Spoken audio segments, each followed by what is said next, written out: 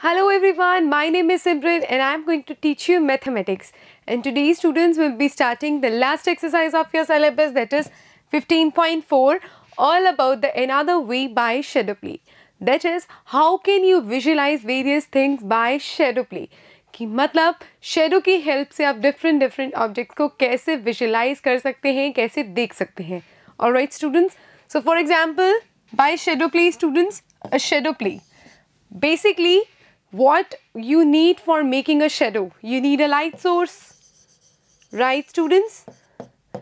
And apart from this light source students, you need opaque object.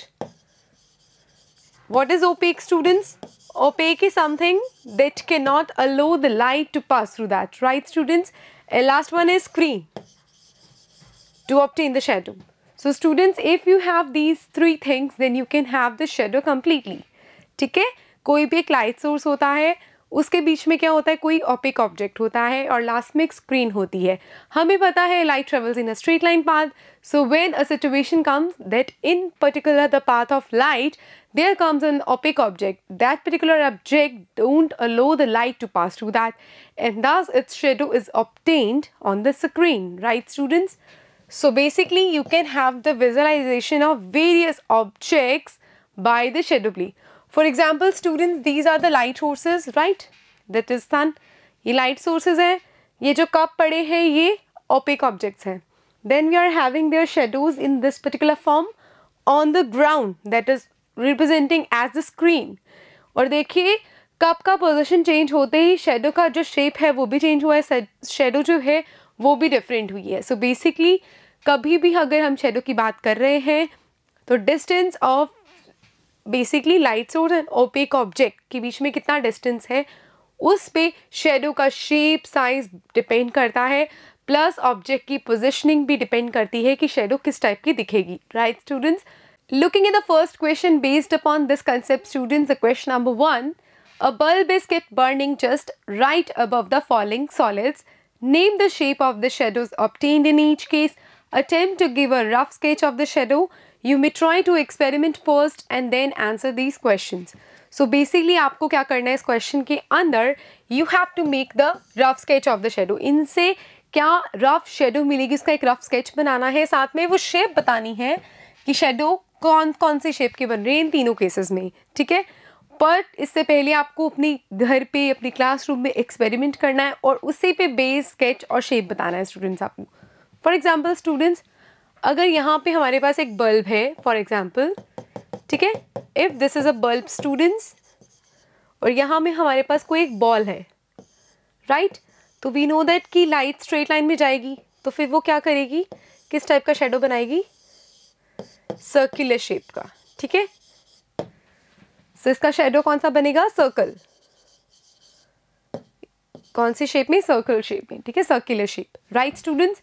ये तो हमने इसका रफ स्केच भी बना दिया, प्लस हमने इसका क्या किया, ठीक है, शेप भी लिख दिया कि स्केच का क्या शेप होगा, शेडो की स्केच का, ठीक है स्टूडेंट्स? अब देखिए सेकेंड पार्ट, हमारे पास कोई भी एक बल्ब है, राइट? और इसके साथ हमारे पास क्या है स्टूडेंट्स, कोई भी सिलिंड्रिकल पाइप है,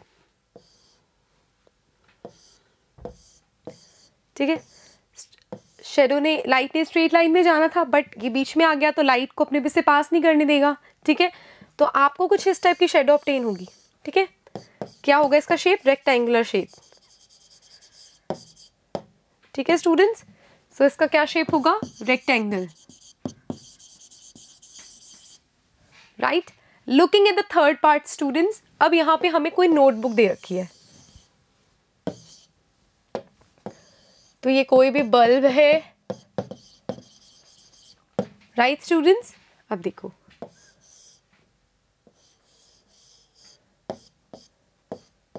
ठीक है, अब लाइट इस तरह से गई स्ट्रेट लाइन पाथ में बट इसमें से पास नहीं कर पाई, तो यहाँ पे भी एक रेक्टेंगुलर शेप का शेडो मिलेगा हमें, ठीक है? So it is also a rectangle. ये भी कौन सा शेप है, रेक्टेंगल, राइट स्टूडेंट्स? एंड इसी के साथ we are done with the first question students. Looking at the second question, here are the shadows of some 3D objects when seen under the lamp of an overhead projector.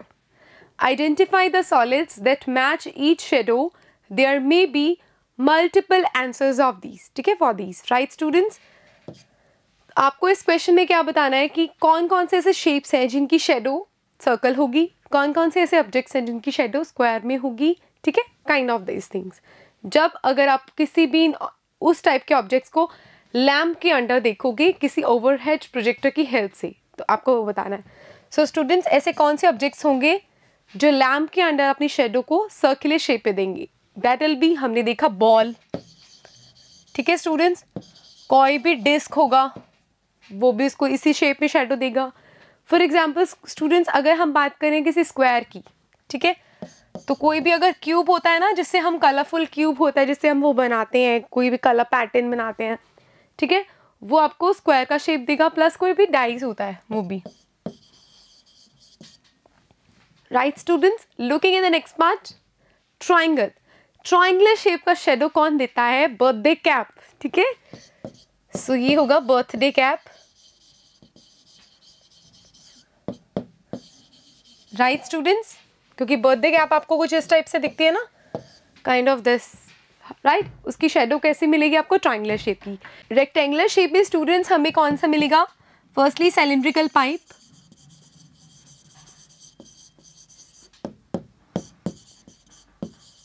apart from the students notebook, right? Looking at the next question students, the question number 3, examine if the following are true statements. आपको बताना है कि जो नीचे statements दे रखी हैं वो सही हैं या गलत हैं. First statement students, the cube can cast a shadow in the shape of a rectangle. क्या कोई क्यूब जो होता है वो कोई भी शेडो कास्ट कर सकता है जिसका शेप क्या हो? रेक्टेंगल हो. So students, yes, it can cast a shadow